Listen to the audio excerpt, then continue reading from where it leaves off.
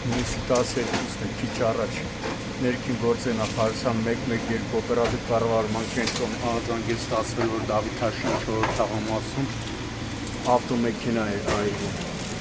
Մինչ ժամանին Երևանի Հրշեջ փրկարարական ջոկատից մեկ մարտական հաշվարկ